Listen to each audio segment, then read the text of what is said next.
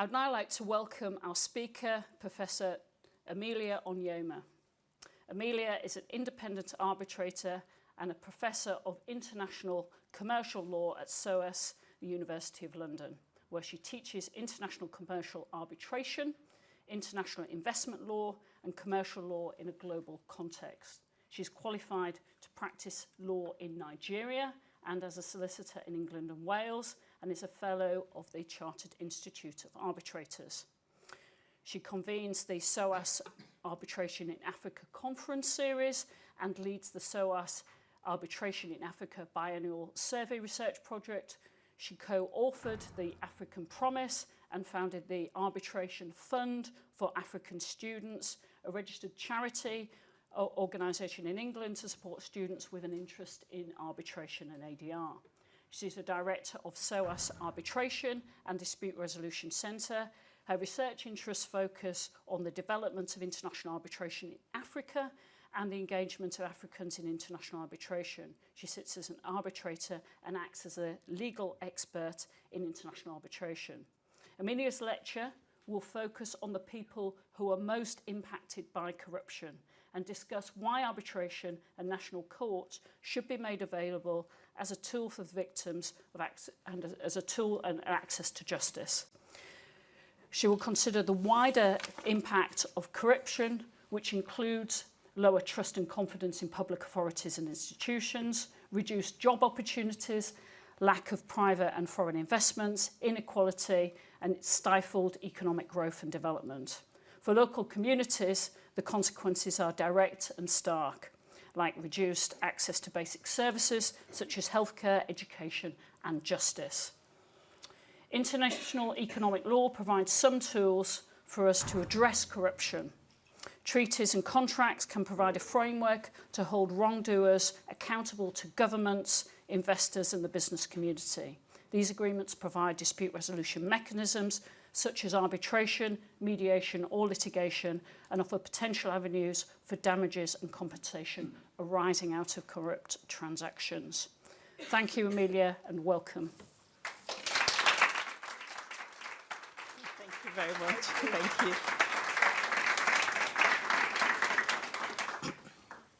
So thanks to the Chartered Institute of Arbitrators for the invitation to give the 2024 Roebuck Lecture.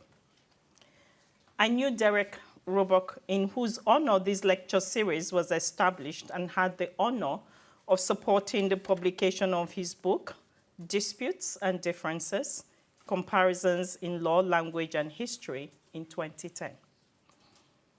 This lecture series have been delivered by well-respected academics and practitioners, including a friend of mine, Dr. Kabir Dugal, who gave the 2023 lecture. I also note the 2023 Alexander Lecture delivered by Toby Landau, KC, on the title, International Investment Arbitration and the Search for Depoliticization. When Toby invited us to watch the short film, The Tribunal, which depicts the experiences of the local communities of the Intag Valley in Ecuador and the experience of the Copa Mesa v. Ecuador arbitration. I'm therefore very grateful for this opportunity to speak on a topic that effectively picks up from where Dr. Dugal and Mr. Landau left off, and one that is very close to my heart, and which I have thought about for some time. And I gave a snippet of my views during my presentation at ICA in Edinburgh 2022. So I'm going to be speaking on the topic corruption, access to arbitration for local communities, mitigating the cost of corruption, and providing access to justice for local communities. Corruption in arbitration is a topic that has occupied colleagues. As a matter of fact, on OGAMID, a few months back, we had a very lengthy discussion on corruption within the global arbitration community in recent times. Also, there have been some high-profile cases out of various national courts that raise all sorts of questions relevant to corruption.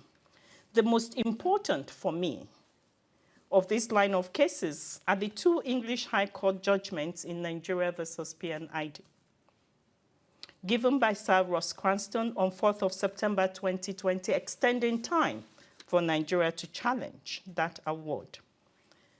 And the second of Mr. Justice Robin Knowles on 23rd of October 2023, setting aside that award.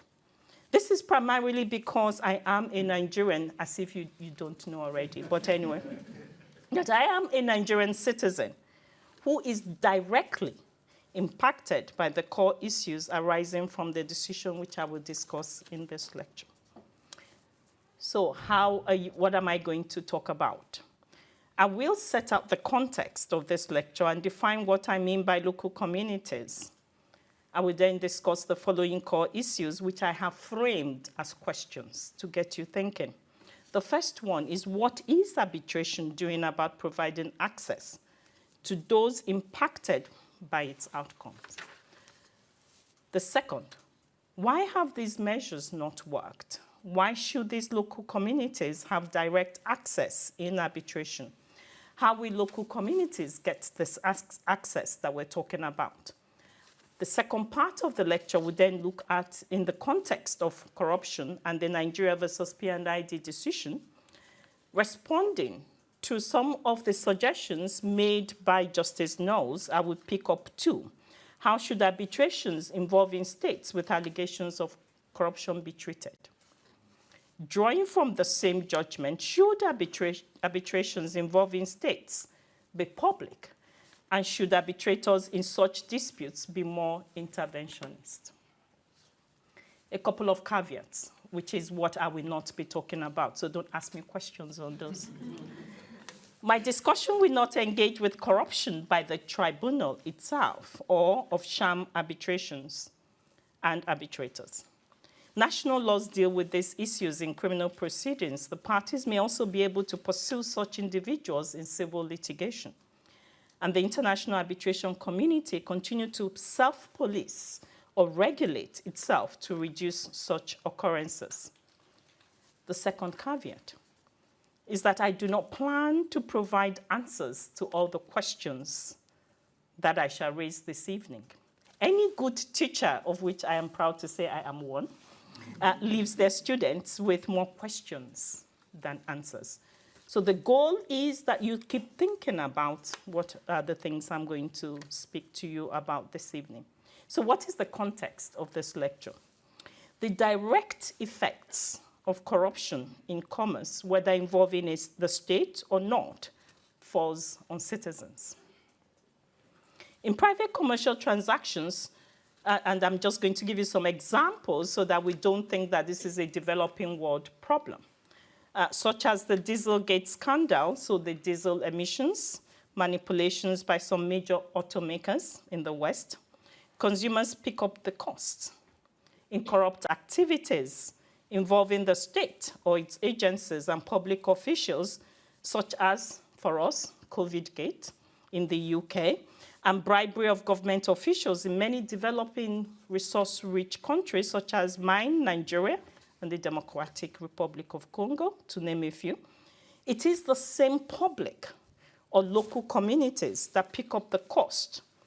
Poor quality work, ineffective services delivery by their governments, poor human security, poverty, underdevelopment, amongst others. The states can pursue the investors, or the investors can pursue the state or state agency in arbitration, as we will see. But this process does not involve the core recipients of the consequences of these relationships. It is correct that these local communities may have access to national courts to pursue redress against their states or the investors in tort, and increasingly under company or corporate law in foreign jurisdictions against their parent companies. It is obvious that these are not adequate measures and also take the dispute resolution process out of the hands of the local communities, who would need to rely on public interest litigators and international NGOs who may or may not have an interest in pursuing the litigation.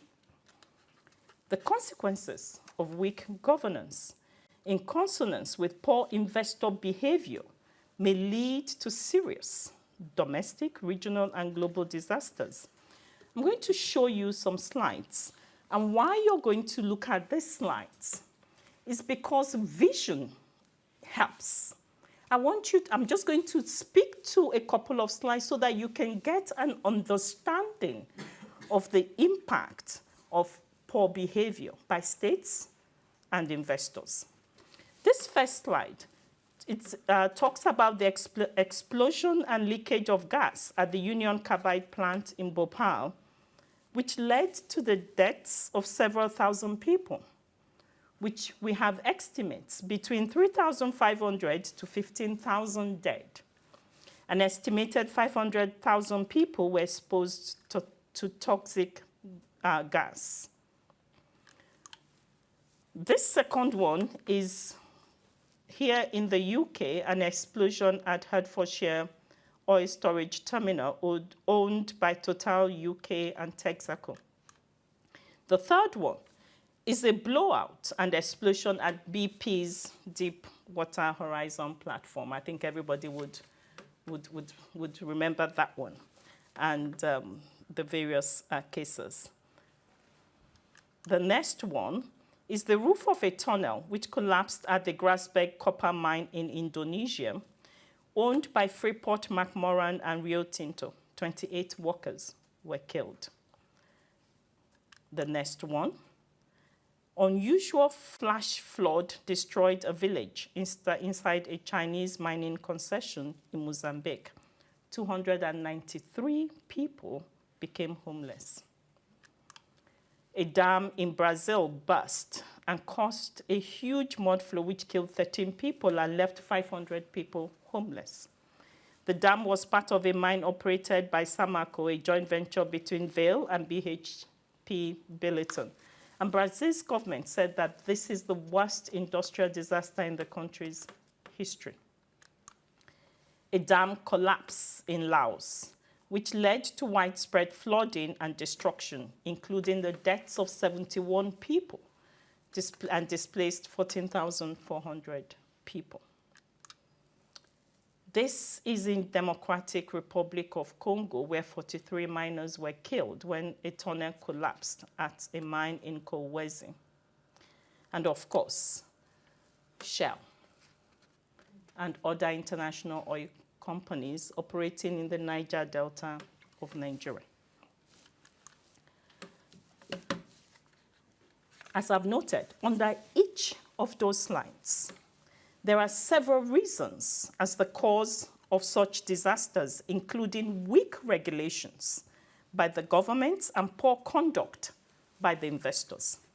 Allegations of corrupt practices are never too far away as part of the undercurrent for such occurrences. As these disasters testify, citizens, local communities are impacted the most. But these same local communities are the one major group that lack access to any form of direct redress through arbitration. So who are the local communities? In one word, citizens. As evidenced from the slides you have just seen and the environmental disasters.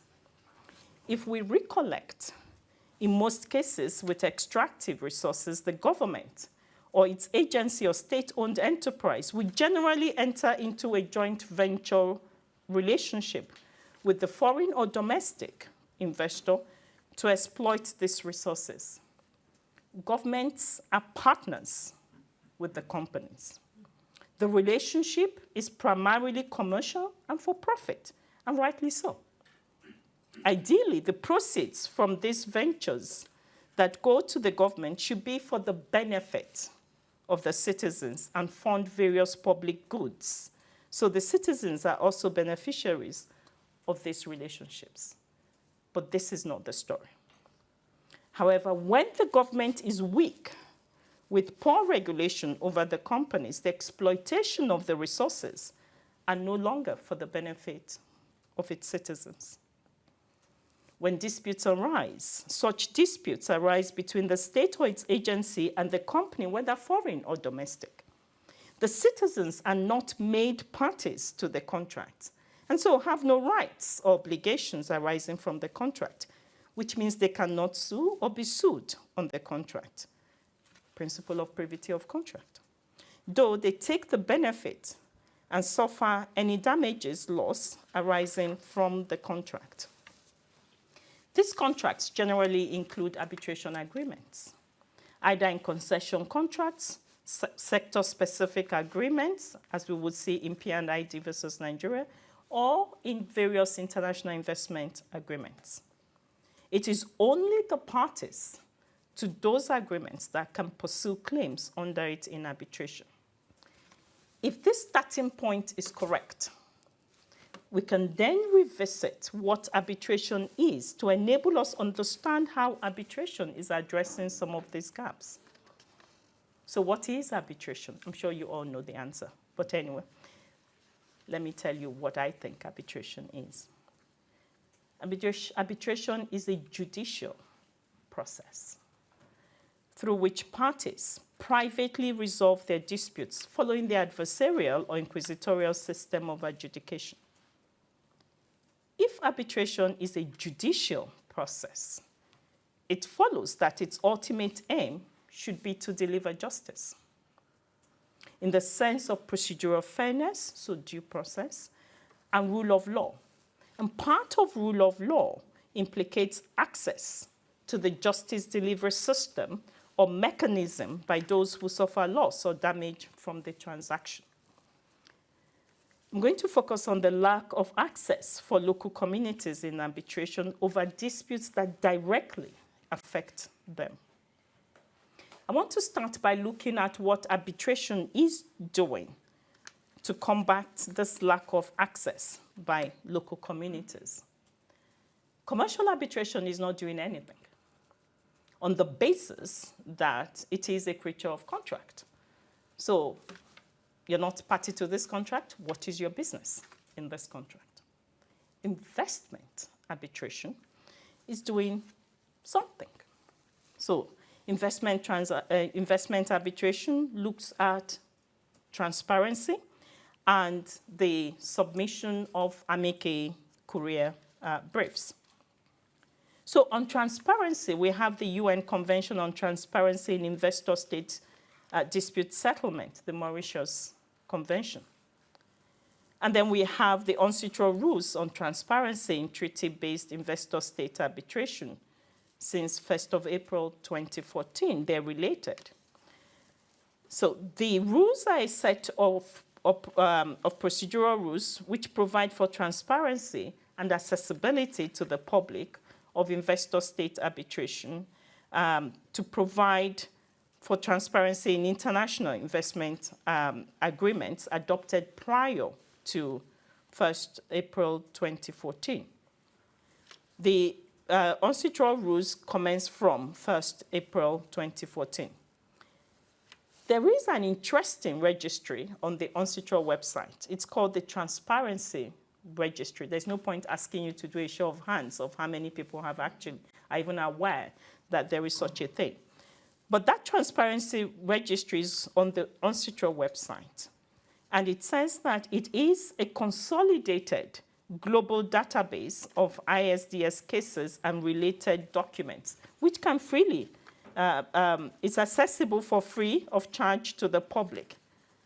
And that database currently has 127 IIAs that refer to the rules with 47 of those treaties. Out of the 127, the 47 treaties are in force.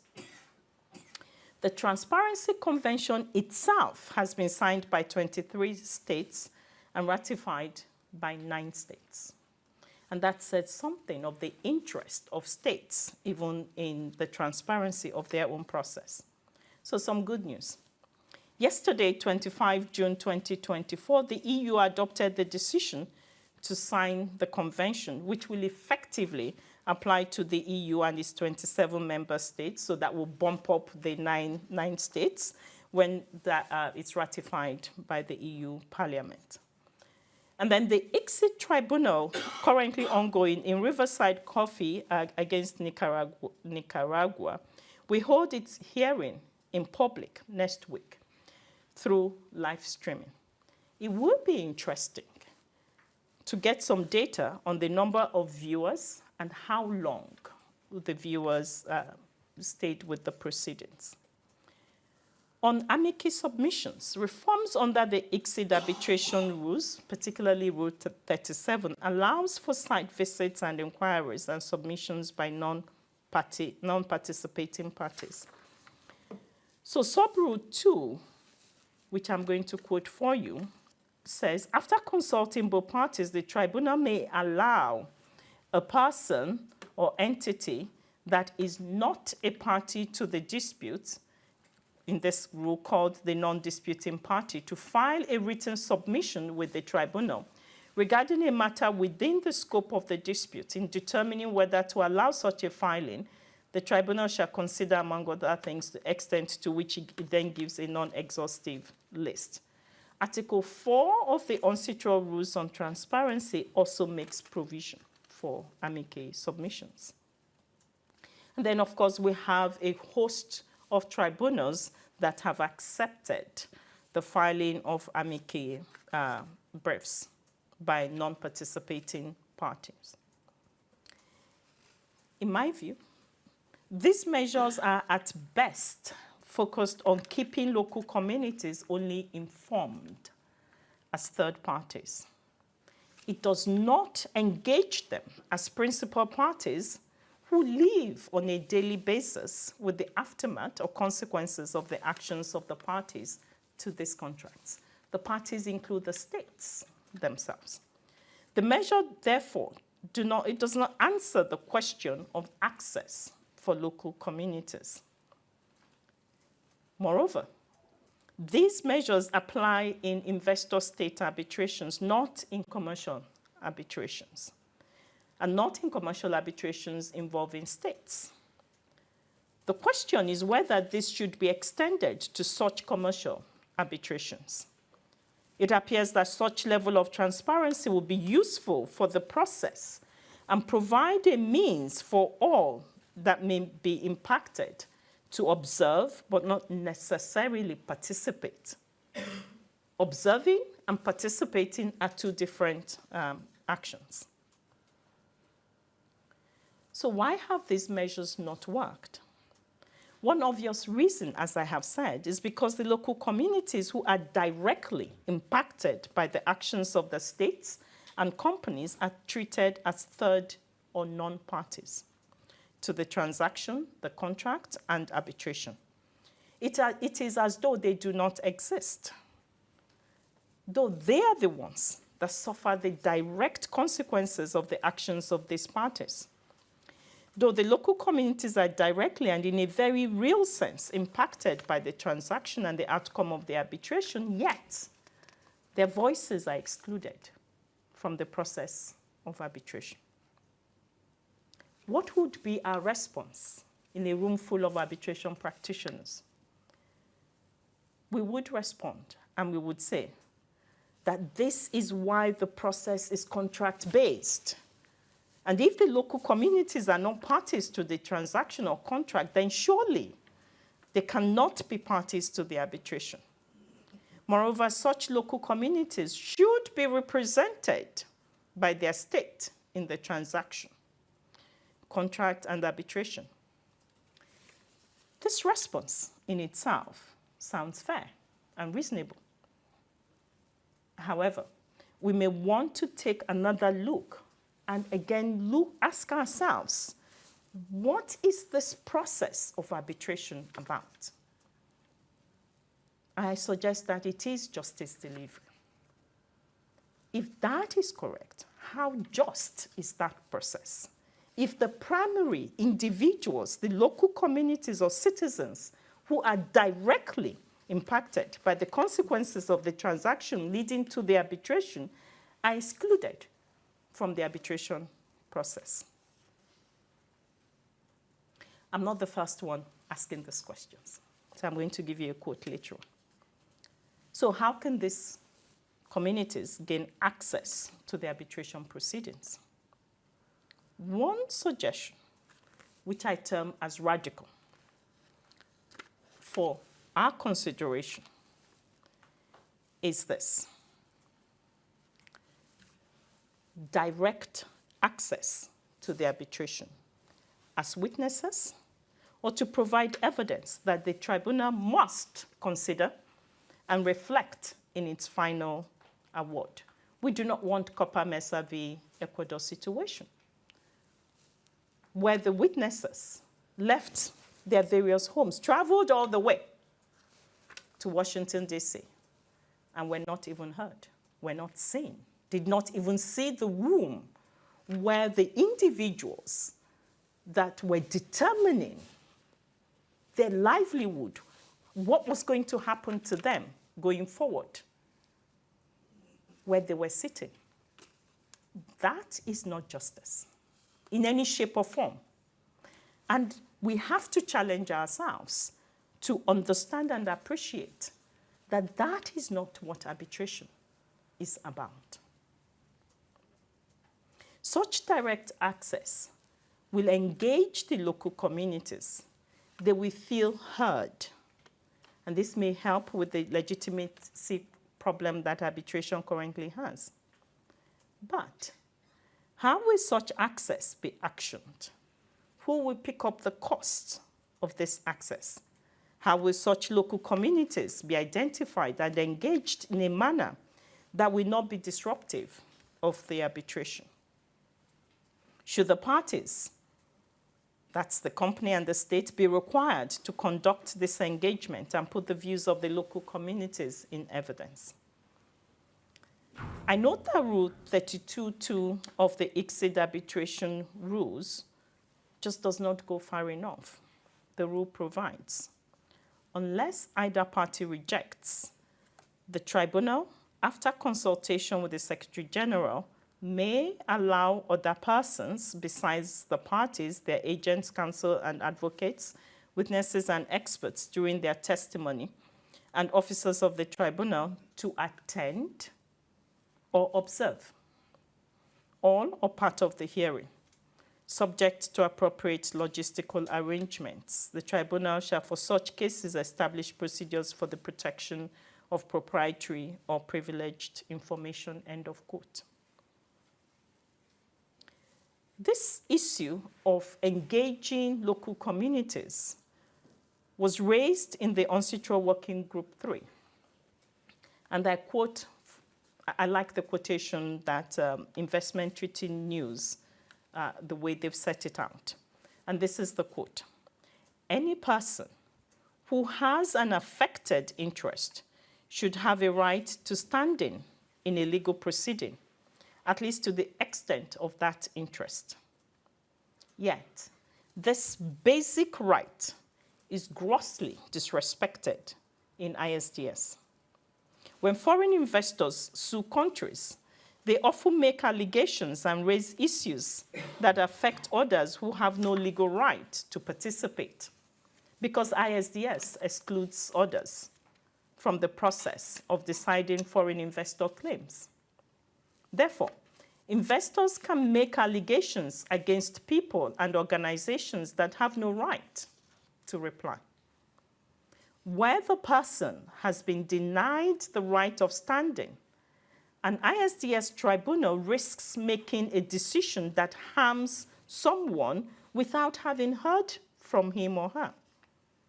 That is deeply unfair. While the procedural option of appointing an amicus curiae can be very helpful, its purpose is very different. Amicus was never meant as a substitute for the right of standing. In a fair process, all affected parties would have notice of the claim and its relevance to their interests, and an opportunity to decide whether to seek standing to the extent of their affected interest. As the proceedings unfold, it may emerge that the party can provide facts that the investor and government could not or did not provide. To protect their rights or interests effectively, the affected party should also have access to the relevant evidence put before the tribunal, an opportunity to test the evidence, an opportunity to make claims and submit evidence, and so on, end of quote. Of course, this issue did not make it onto the Working Group 3 reforms that remain ongoing. I now turn to the second part of my lecture, which will focus some more on corruption and draw extensively from the Nigeria versus P&ID judgment of 2023. Should it make any difference if corruption is engaged in the transaction? In other words, should the allegation of corruption, where a state or state entity is party to the transaction and arbitration, be considered a major distinguishing factor to support the inclusion of local communities or citizens? States now appear to allege corruption on every turn. Some states are more notorious than others in flying the corruption flag. That's the number of times corruption is raised as a defense to the enforcement of an award or in arbitration, in itself cannot be right, particularly if we agree that corruption is illegal. In my view, the answer to my question on whether it should make any difference if corruption is engaged in the transaction is a yes. This takes us back to where this lecture started. And I appreciate that Mr. Justice Knowles said that the P&ID Nigeria facts are unusual. I'm not very sure how unusual the facts are. It's just that this time around, it came before the courts, and we heard about it. My view is on the basis that the citizens of the state directly bear the consequences of the corrupt practices of their public officials and the private entities. The public or local communities, again, do not have access either as parties or observers to the arbitration because of the privacy of the arbitration and the fact that they are non-parties to the dispute or to the arbitration. So I'm now going to examine some suggestions that Justice Knowles made on the need for greater public scrutiny of the arbitration process where a state or state-owned entity is involved, and for the tribunal to be interventionist, if you like, in such disputes. He also raised other issues. For example, discovery or disclosure of documents in arbitration. If Nigeria did not have access to this tool, they would not have been able to prove the alleged corrupt practice. Drafting major commercial contracts involving a state, and he talked of the need for balanced provisions in such contracts. And then he also talked about the need for adequate representation of the state by counsel and others. I'm not dealing with those. I'm going to focus briefly on the need for public access, which he describes as open access, and intervention by the tribunal following a brief description of corruption as a breach of international public policy. I'm going to try and define corruption for you. It's one of those things that you see it, you know it. How do you describe it, or how do you define it effectively? You're not alone. The United Nations Convention Against Corruption, which was adopted in 2003 and has been ratified by 187 states, has no definition of corruption, but is a convention on corruption. The convention is designed around four main pillars.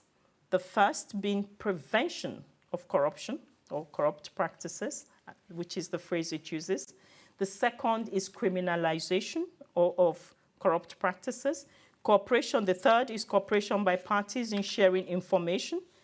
And the fourth is recovery of assets. It notably does not include, as I said, a definition of the word corruption, but it includes provisions on some behaviors which we would usually characterize as corruption, such as bribery, embezzlement, influence peddling, work-related exploitation, illicit enrichment. Transparency International, on the other hand, defines corruption. And their definition says that corruption is the abuse of entrusted power for private gain, which is very broad and wide. They also note that corruption erodes trust. It weakens democracy, it hampers economic development, and it further exacerbates inequality, poverty, social division, and the environmental crisis. We can all agree that corruption is an issue of international public policy or transnational public policy, whichever you prefer, which is illegal under national laws and international law. So let's look a little bit at the P&ID versus Nigeria facts. The facts are not in dispute and are quite clear. Corruption was not raised in the arbitration because Nigeria was not even aware of the corruption during the arbitration. However, several facts from the arbitration should have raised concerns with the tribunal. A couple of examples. In the context of Nigeria, which is very well known for corruption in its public officials, that is a red flag. The 20-page gas supply and processing agreement, the tribunal should have been a little bit concerned. The lack of performance on the part of P&ID of its own obligations in the contract should have been noted. And of course, the amount involved, it should have raised concerns. So in the facts of P&ID, very briefly, Nigeria promised to deliver wet gas to P&ID, for P&ID to process into lean gas for sale and the proceeds to be shared between the parties. Good deal. P&ID promised on its part to purchase land and construct the processing plant. The contract, the GSPA, was signed in 2010 and the arbitration commenced in 2012. So, an effective period of 2 years. P&ID said they spent about 40 million in preparing for the bid. So what happened? What could go wrong with such a wonderful contract? Of course, Nigeria did not supply the wet gas because Nigeria had no control, had no wet gas in the first instance to supply. Nigeria did not supply the wet gas, but P&ID did not buy the land or construct the plant either. The tribunal found Nigeria breached the GSPA, and the majority awarded P&ID 6.6 billion, as P&ID had claimed. There was no recognition by the majority of the tribunal of the fact that P&ID did not buy the land nor construct the processing plant in breach of its promises under the GSPA. Now, I'm not dancing around that Nigeria was great either. Nigeria was obviously not well represented, did not pursue the arbitration with any diligence, and the tribunal gave several time extensions. Neither the tribunal nor Nigeria were aware that Nigeria's legal documents were shared with and retained by P&ID and their lawyers.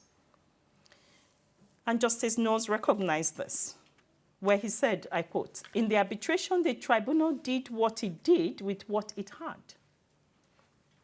But the fact is that the arbitration was a shell that got nowhere near the truth." So that's the context of P&ID. As it relates to privacy of arbitration, the Nigerian citizens are the local community in this transaction. And were not represented in the arbitration, not by the state, not by themselves. They were not even aware of the arbitration until they heard they had to pay 6.6 billion. To the average Nigerian, this is the way they understand P&ID versus Nigeria.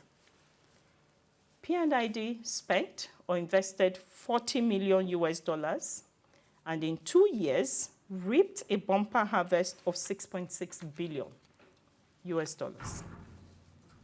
You would agree with me that it's difficult to see the justice in this. And to quote counsel to P&ID from the judgment, quote, Section 68 is not there to give you a remedy if you instruct an honest lawyer who makes a mess of it or doesn't take an available point. That is just tough. You have made your arbitration bed and you lie on it. If I could zoom into your minds, I suspect that would resonate with you, with most of you in the room. But Justice notes in response, blunt and correct.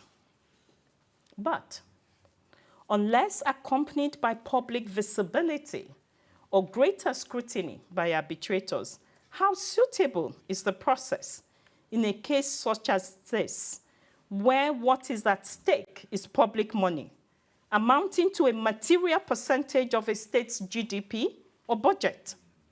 Is greater visibility in arbitrations involving a state or state-owned entities part of the answer? End of quote. Did the P&ID Tribunal consider the 220 million Nigerian citizens whose funds were being spent? I very much doubt that they did.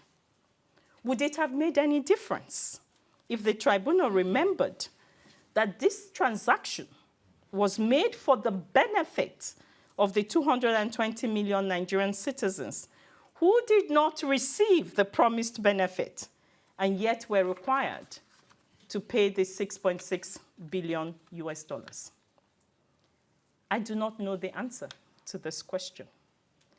But I think that this knowledge would have made the tribunal to ask some obvious questions of both sides, if you like, on behalf of the Nigerian citizens who were not parties to the arbitration, nor in the room, but who had to pay the award.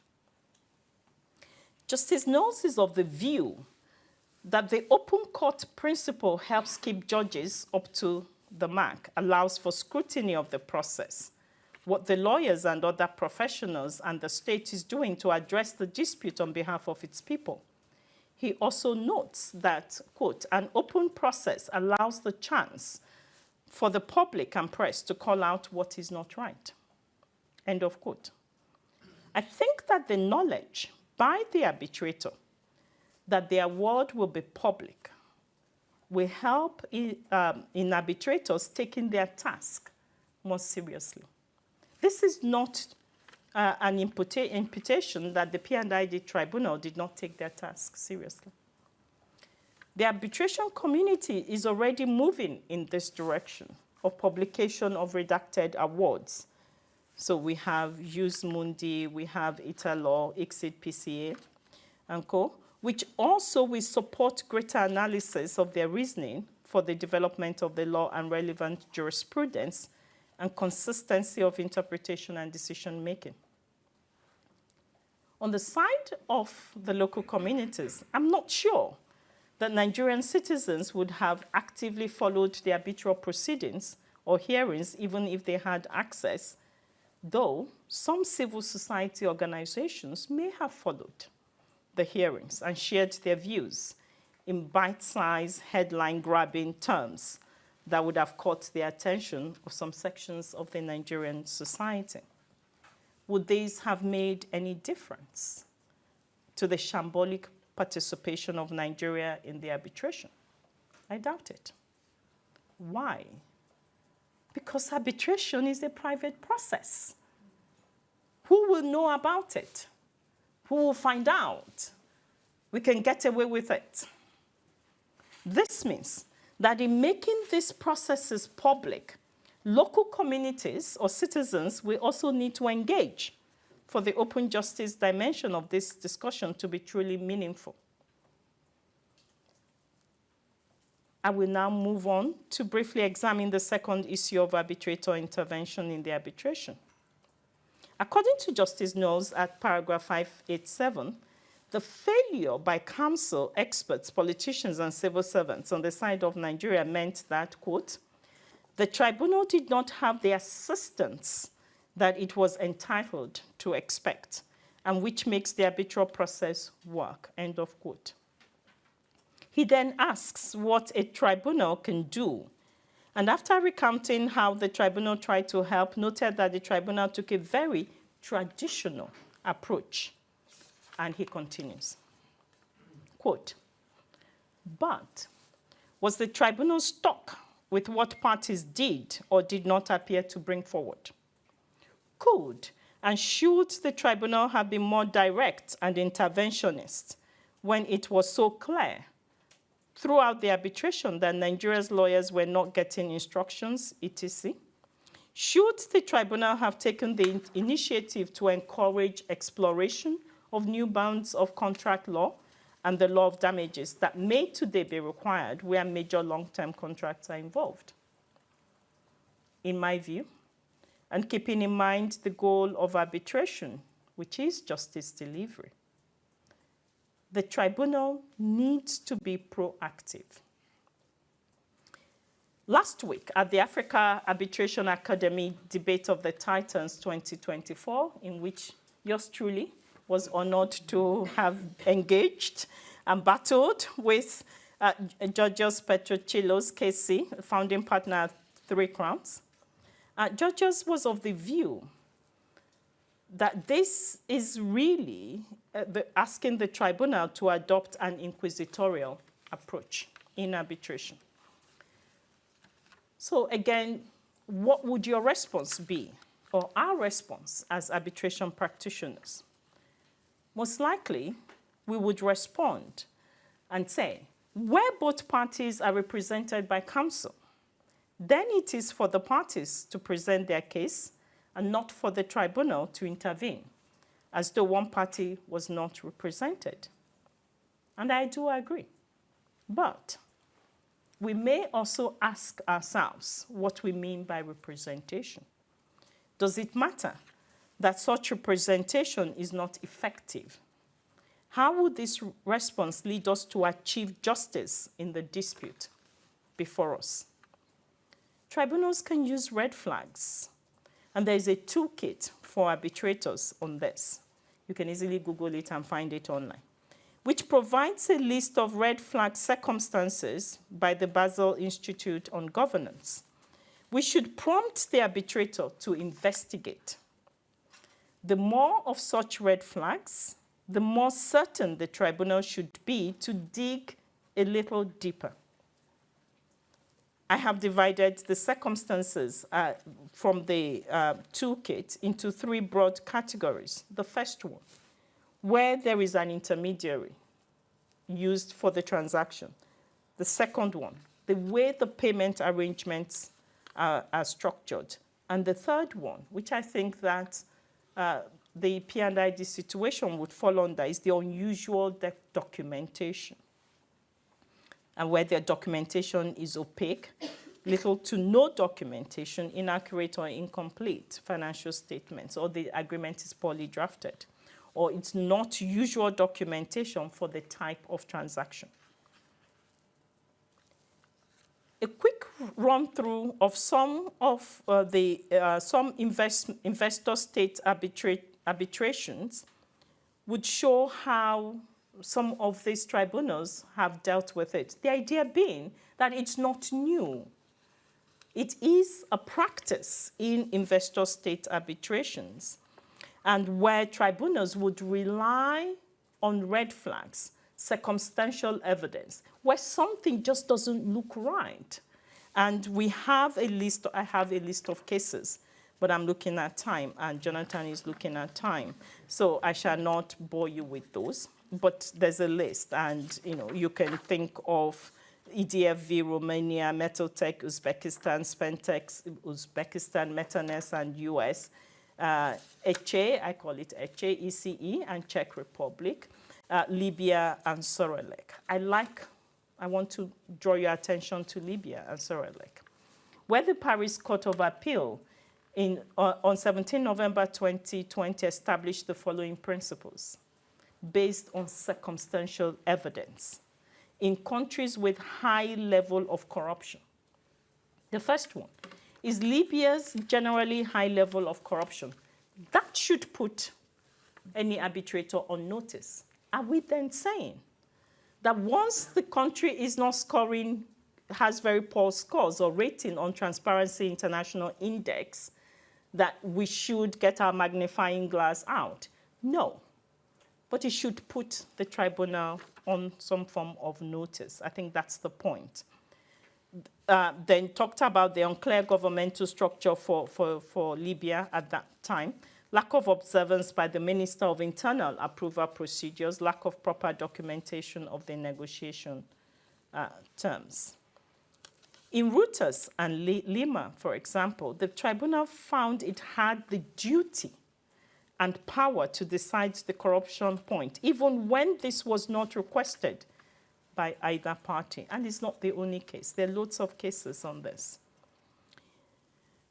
How about commercial arbitration? In ICC case number 12990, the tribunal found evidence of corruption from a number of red flags: lack of evidence, brevity of negotiations, unusual payment arrangements, disproportionately high remuneration, corruption being endemic in that country, the relevant country, secrecy, incrimination of persons involved.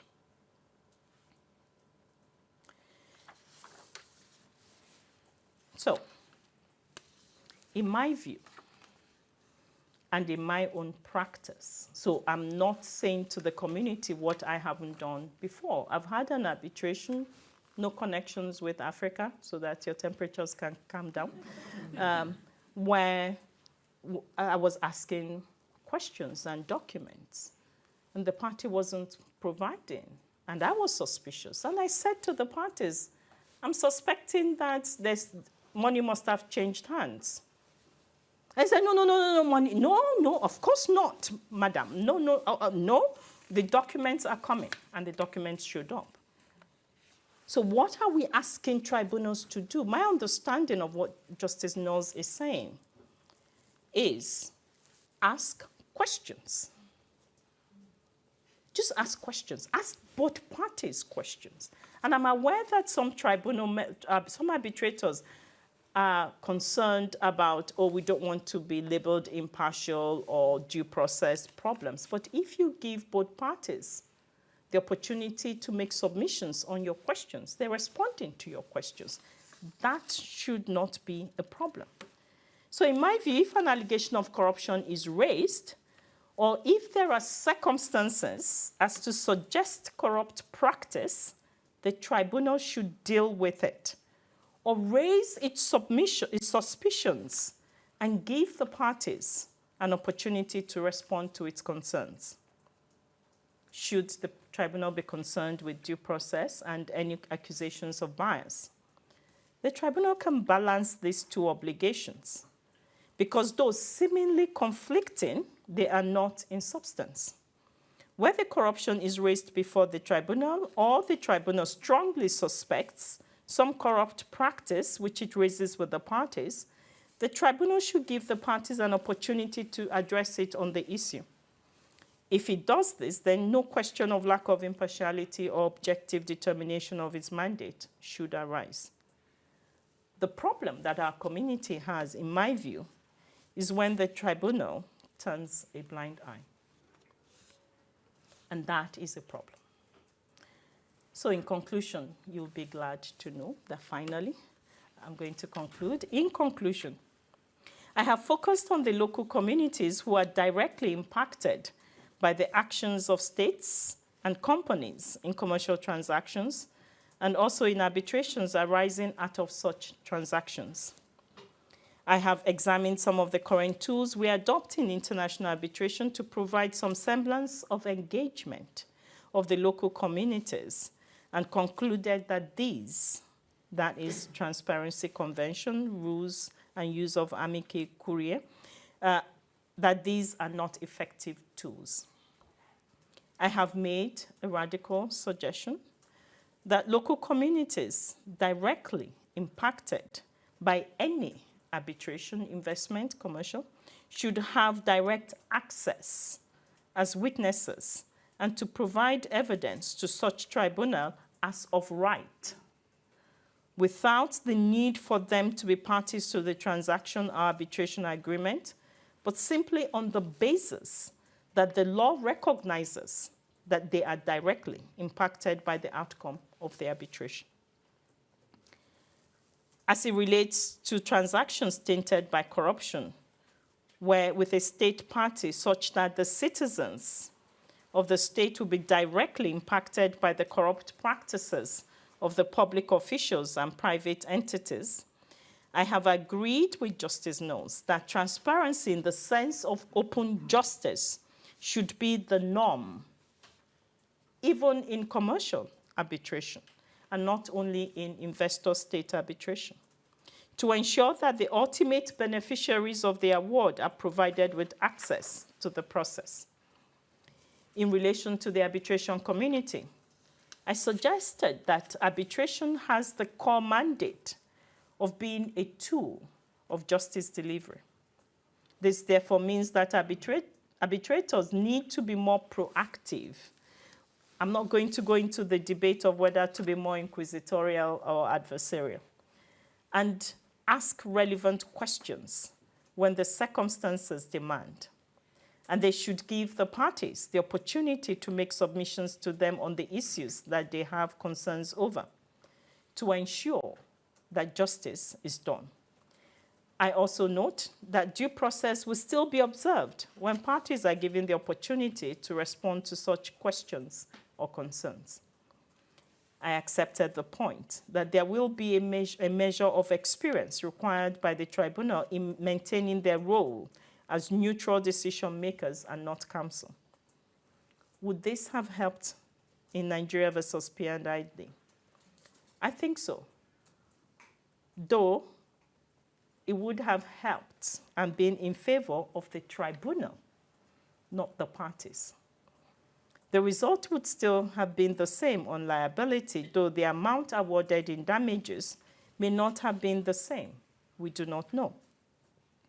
So what do I want you to take away from listening to me over the past 45 or more minutes, rounding up?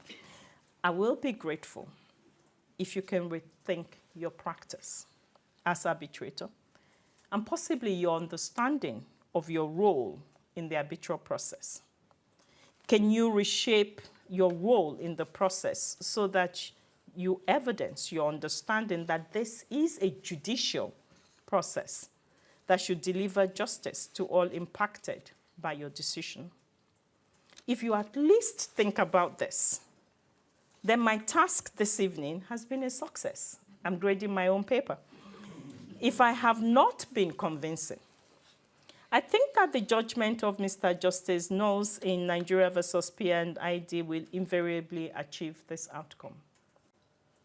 Because you do not know when your conduct of an arbitration and your award will be available to the general public to discuss, the way we've been discussing Nigeria versus P&ID. So I'm going to leave you with Jonathan's permission. I'm going to tell you what Justice Knowles said in paragraph 592. I quote, "This case has also sadly brought together a combination of examples of what some individuals will do for money.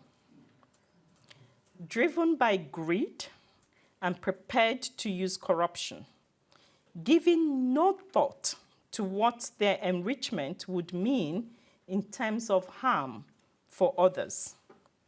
Others that in the present case includes the people of Nigeria, already let down in so many ways over the history of this matter by a number of individuals in politics and administration whose duty it was to serve them and protect them, end of quote.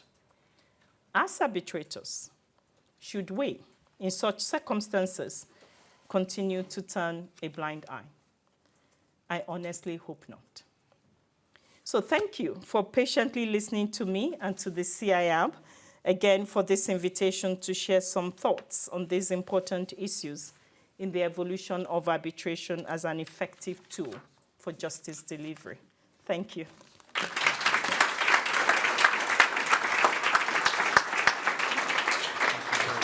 Right.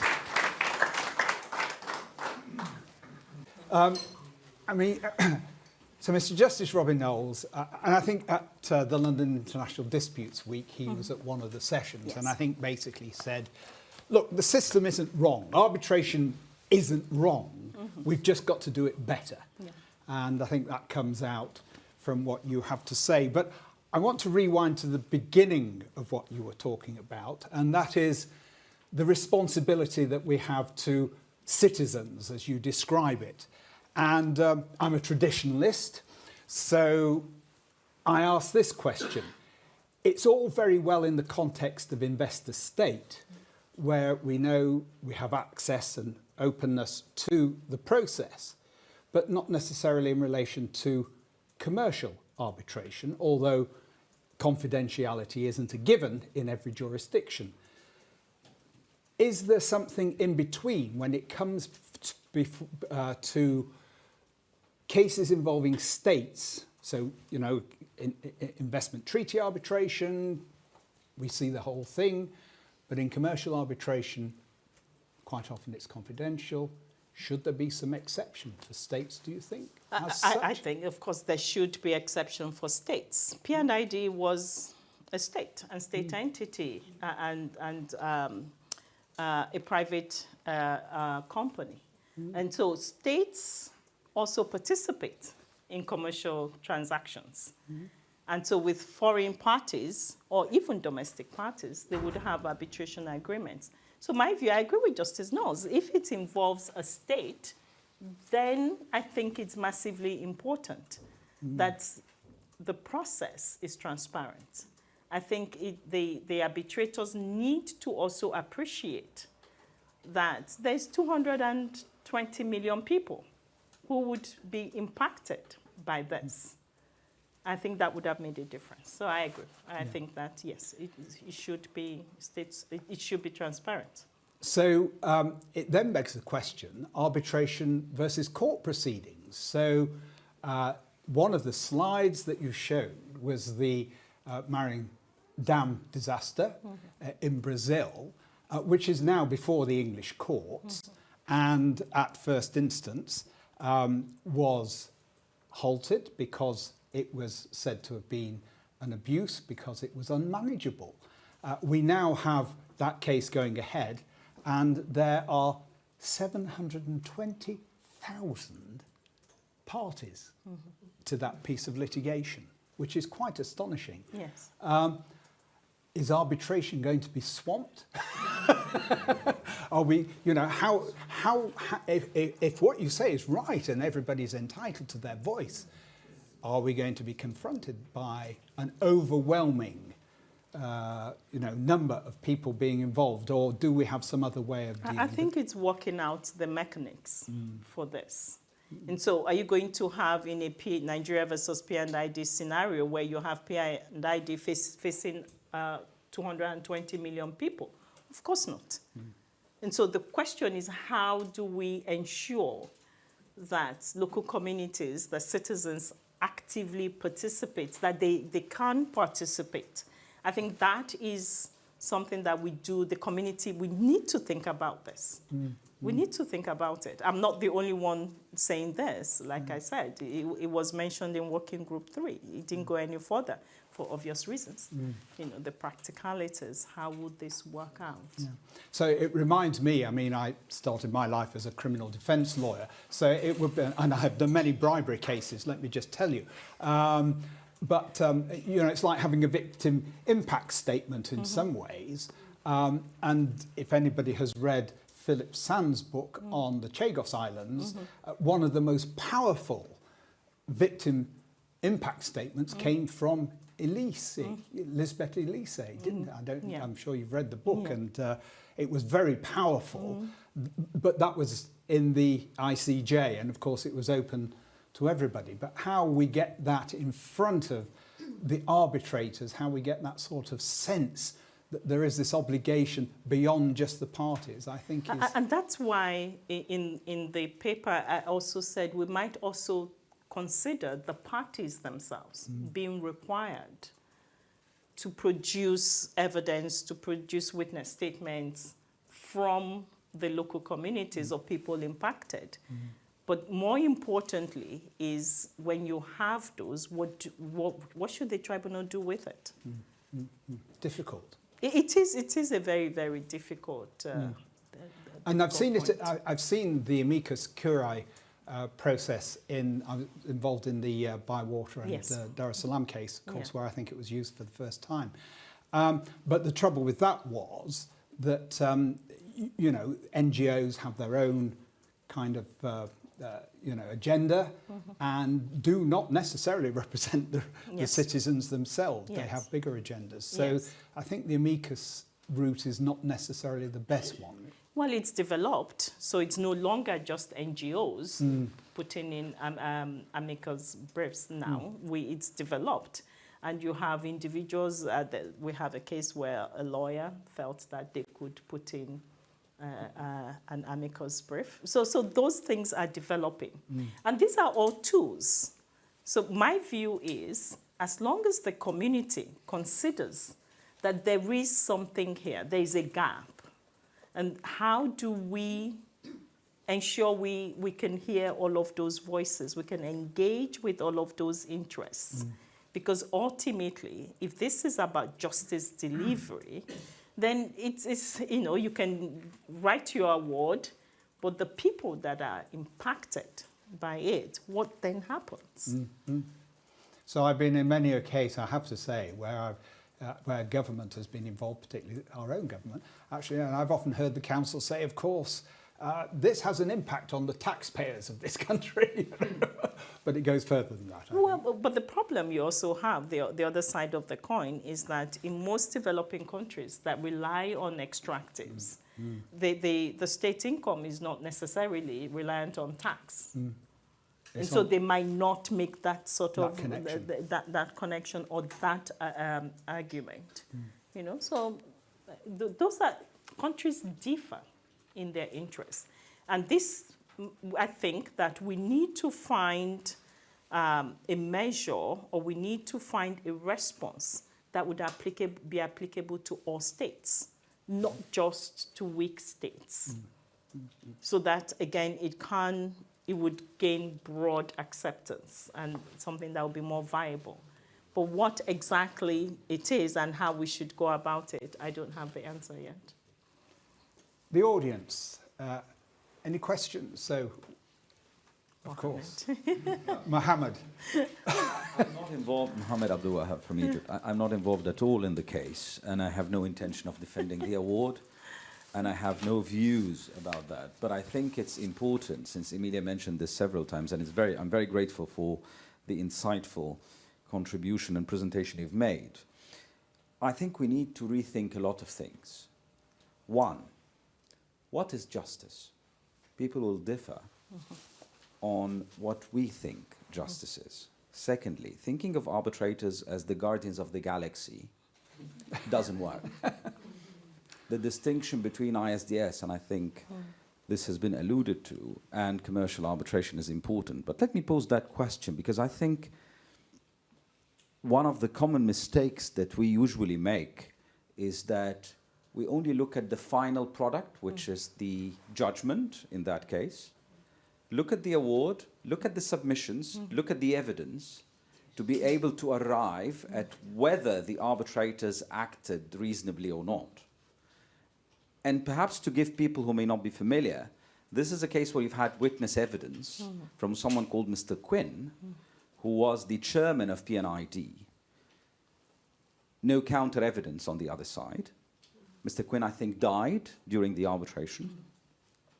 The tribunal bifurcated the proceedings to jurisdiction, liability, and then quantum. The tribunal looked at quantum, looking at the capex, the opex, even recognized that the 6.597 billion, which ultimately reached, by the way, 11 with the 7% interest, is actually a function of the net present value over 20 years that you're discounting this in that manner.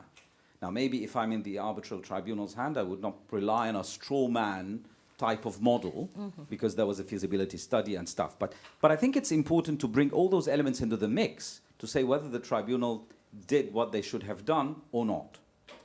But I also think more importantly, and I apologize if I'm taking some time, but I think it's relevant to discuss that, is that let's imagine the following scenario.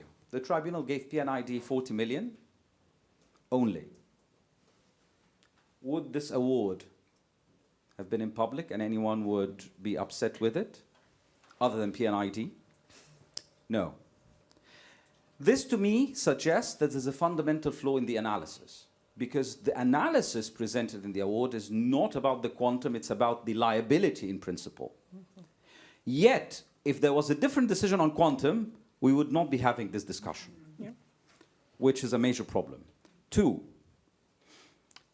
if the issue of quantum, an approach to decision-making, was flawed, why did you pick that precedent in the first place? This is an ad hoc arbitration, Nigerian law. You've got, of course, a prominent arbitrator appointed by claimant, a prominent arbitrator, Nigerian, appointed chief by OJO, by the state, and both they agreed on a retired English judge. And the tribunal relied on Nigerian precedents when looking at cases. So it all starts from the very beginning. If you haven't seen the writing on the wall as to appointing someone with a certain mentality and approach, perhaps you could have thought it in a reverse way. And all I think this needs to come to the mix is that at the end of the day, there is a fundamental flaw if we're not challenging liability, but all this is based on quantum. And if we are looking at what the tribunal should have done, we should bring all the evidence and see whether it was reasonable or not. And then finally, where do arbitrators draw the line? You can ask questions, and indeed questions are asked. But if there are no responses, what should you do? I mean, the French courts, for example, have taken a different view, and they said when it comes to corruption, we don't care whether it has been invoked or not. We don't care what the tribunal has decided. We will consider it afresh and de novo. The English courts said the other way. We're not going to do that. There are issues of estoppel because of the rivalry about the seats. Now, we have that decision, which came out, but it is important. So I just wanted to throw this into the mix to see what you think about all these elements. Should that be part of the analysis before we judge the decision one way or the other? Thank you. If the discussion is an analysis of P&ID, the full thing, then of course, yes, you have to look at everything. But that is not that's not the goal of what I set out to do.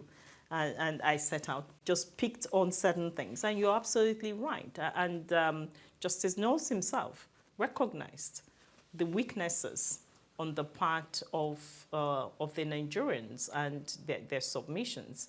The way I look at P&ID versus Nigeria is that it's a seminal case. It starts with, it raises almost everything can go in there, which is why I'm grateful that P&ID had rejected the settlement offer made by the Nigerian government. They had offered them $1 billion, and they said no, because they had an award for 6.6 million, which I think makes commercial sense, foolishly, but anyway, at least they said no, which is great, because that is why we have this in the public domain. I think, and that's the point I make. When you sit as an arbitrator, yes, it is private, but it may also become very public. I think we all agree, when you're writing an award, the last thing you want to have happen, to end up public and scrutinised by the courts. I mean, I think... And the arbitration community. Yes. You know, and the arbitration community, because that's what we've done with P&ID. And some of us we're now sort of trying to be very kind to the arbitrators because we're discussing this with hindsight. We you know. Mercy, we have people online. Are there any questions that you would like to raise here? Indeed. Okay, so Isaac Alakia from Kenya has drawn our attention to the International Covenant on Civil and Political Rights, which was ratified by 172 states worldwide and acknowledges the right, quote, the right of citizens, residents, and those states to a fair and public judicial process before a competent, independent, and impartial tribunal. So he asks, is there anything stopping arbitration practitioners from incorporating a provision like this into their arbitrations, thereby providing for public and accountable arbitrations? Would it have an effect? Well, I suppose that's the same thing we've been talking about. For commercial arbitration, it's a private process. And we have to be careful because if we sort of think of the classic commercial dispute between two private companies, that it's their own business, it's their own interest, it doesn't implicate any public interest, has no state agency, nothing. Do we want all of that in the public domain? So it begs the question often, I mean, you know, between confidentiality and transparency. And there's a debate as to, you know, because every client says, well, you know, I'm very, you know, transparency is very important, but I want my case to be confidential. You know, we have this real problem about, you know, the difference between transparency as a principle and confidentiality. Yeah. Questions? Any more? Over there. Yeah, Matt.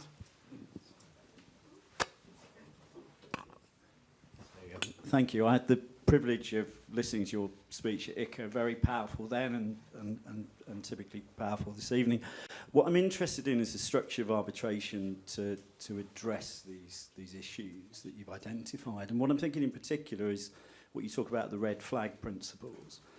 So do you think the red flag principles allow counsel, does it lower the bar in terms of allegations or inferences of corruption and fraud within the existing structure or not? Because I think one of my sort of thoughts on this process is that counsel have certain strict duties and obligations in terms of allegations that they can make, and they don't get their hands on the documents. They might have a sniff and a smell, but do you think that the red flag principles equip counsel to perhaps make these submissions that then equip the arbitrator or the tribunal to have a deeper dive and request for documents and such like?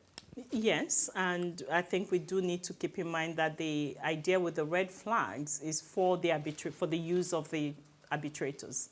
And so it depends, because parties may also not want the corruption point at all to be aired in the arbitration.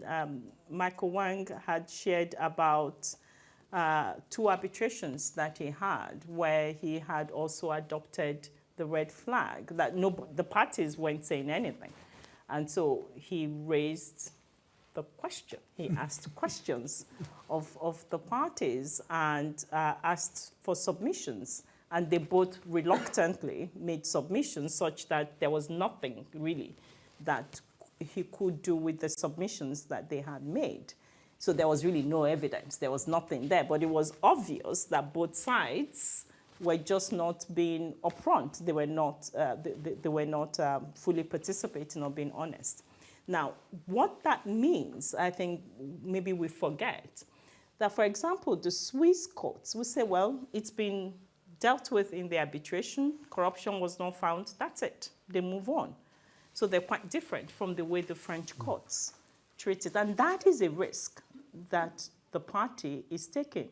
But if both sides voluntarily participated in the corruption, they might not want to make necessary submissions.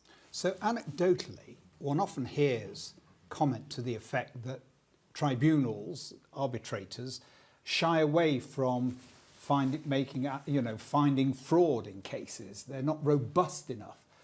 You have to have a certain type of arbitrator to deal with this sort of issue because, you know, you are raising the bar in terms of accepting evidence of a high standard of, you know, beyond the balance of probabilities. I think it's a certain type of arbitrator who is capable of dealing with this sort of case. I think any arbitrator should be able to deal with it. It's just understanding your role in the process. But at the same time, it's not just every little problem or mishap that, you know, one should make a finding of corruption. It has to be something really serious that has to cross a certain threshold or bar. But I think any arbitrator should be able to deal with it. Arbitrators should be encouraged to deal with it. Gentleman there, yes. Behind, yes, you, sir. Hi, Daniel Ginogli, Chartered Arbitrator and Accountant. I'm interested in the first part of your, for this purpose of this question, the first part of your presentation, which was very interesting insight, and thank you. You seem to exclude inquisitorial powers in terms of comment. I'm wondering whether there is something that you might want to just explore there, because at the same time, it seemed to me, and this is what I pick up on for this purpose, for this question, that there's an issue might be the volume of potential witnesses that represent local communities impacted. So we have a volume issue in gathering evidence from potential witnesses, which may be addressed through technology in the way of electronic surveys, maybe AI, yes, logistical challenges and risks to be managed. But it would seem, if you were to group the 720,000 or whatever it is, potential witnesses into effectively the witness group, there would be a way, it seems, subject to a good organisation, to allow them to contribute and explore their evidence. Yeah, I agree. Simple. Brandon. Brandon Malone, Chairman of the Scottish branch for these purposes. I think I have a number of state and state emanations before me in cases just now. And yes, obviously if I decide against those parties, commercial contracts, their citizens will be affected to a greater or lesser extent. I'm not clear whether you're suggesting that that ought to form part of my thought process, because I think that's certainly the way things are at the moment. That's potentially very problematic. But I mean, what I understand to be perhaps more of an issue that's leading to, because I think we're possibly confusing unfairness and justice, as we talked about, and these are different concepts. But what I understand to be a big problem at the moment, we discussed this at the conference that we were discussing earlier, the energy arbitration one that I do in London. A big theme there was about inequality of arms and the methods of valuation of damages and how that can lead to unfair results or perverse results, perhaps, because there just hasn't been that equality of arms in approaching the question of loss from the same direction. So I wonder if that's an opportunity for a tribunal to maybe become more inquisitorial and make more of a role and say, look, the one expert team isn't really matching the quality of the other expert team. Ought the tribunal to be appointing its own experts or seeking further independent advice to try and balance out and interpret and match up the different cases? But those are just tools that the tribunal can use to again ensure that it does justice. So it's not fairness is different from justice, of course. But those are tools available to the tribunal. Mercy. So we've had more than one person ask a version of this question online. Olufunke Adekoya asks, to the extent that the arbitral tribunal feels that a party is not adequately resourced, two questions. Would its intervention not result in allegations of bias? And secondly, who decides whether a party is legally under-resourced? Very similar to Brandon's question. I think those are difficult questions and issues, again, for the tribunal to deal with. It is not for the tribunal, as I said, to enter into the dispute because tribunal is not counsel. That is very clear. But the tribunal can ask questions of both sides. And even Justice Knowles mentioned in his judgment the support from the P&ID tribunal trying to ask questions. Well, they didn't ask questions, but trying to encourage, if you like. I think that's a better way of putting it. The Nigerian side, they give them extensions and things like that. And so I think that by Justice Knowles talking about the traditional approach, the question then becomes, well, it's really your job. And my job is to listen to you. My job is to make lemonade with the lemons that you give to me. I think that's the way it's said, you know. But what we're saying is that, yes, I think for a lot of arbitrators, they'll feel more comfortable if one side is not represented. And then they need to ask questions, not to take the role of the unrepresented side, but I think they will feel more comfortable in asking questions. But where it is obvious that counsel is not asking or responding to the questions that they should be asking or responding to, what should the tribunal do? I don't think that the tribunal should just fold their hands and say, well, we're adopting the adversarial approach or whichever approach you prefer. And so it's not my problem, it's your problem. Because ultimately, now we're talking about P&ID versus Nigeria. Nobody's talking about counsel in P&ID versus Nigeria. Everybody's talking about the arbitrators. It is their award. It's not the award of counsel.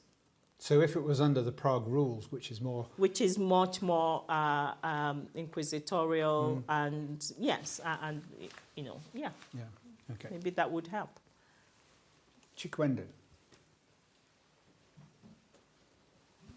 Thank you very much, Mr. President, and thank you very much, Dr. Onyema, for sharing your thoughts with us this evening. I want to make one general comment and then one specific comment with regards to PNIET. And of course, as a Nigerian, you know that would be of interest to me.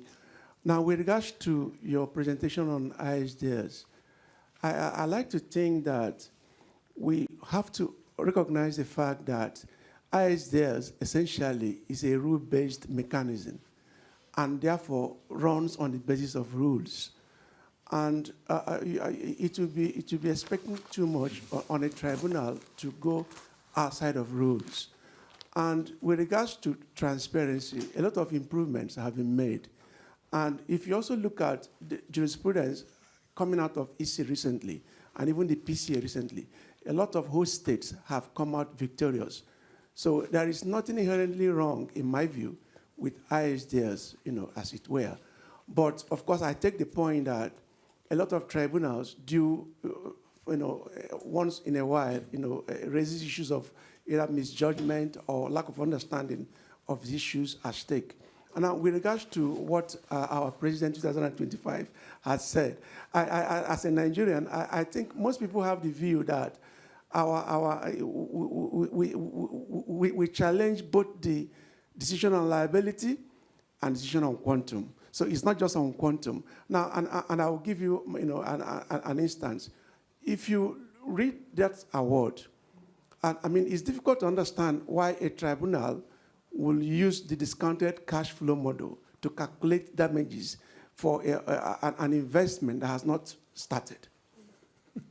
Most tribunals will use sunk cost approach rather than discounted cash flow. That is one. Then number two, let me not sound judgmental. I think it's better I stop it at this point. Thank you very much. I think we all agree that ISDS is rule-based, and so, yeah, you're absolutely right. We do agree on that. Yeah. Any more questions? Or should we go for drinks? Yes. One more question. There's a question. Oh, right. One question from Mercy, and then one question from... Hello. Thank you very much. Really amazing. I have one... Would you like to tell us who you are? Nazareth Romero, Oboli Romero Frugoni Abogados. Thank It's you. a pleasure being here from Madrid, Spain. Very good. I have one question and first,